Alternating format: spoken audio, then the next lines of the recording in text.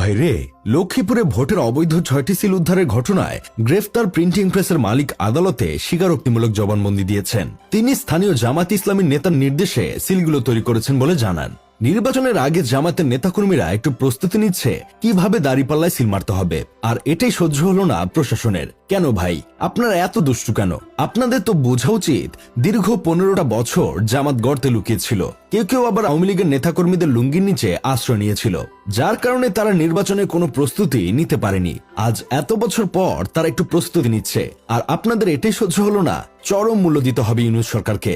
জামায়াতের কাজে বাধা দেওয়ার ফল ভোগ করতে হবে। ছি ছি ছি, আপনাদের লজ্জা হওয়া উচিত।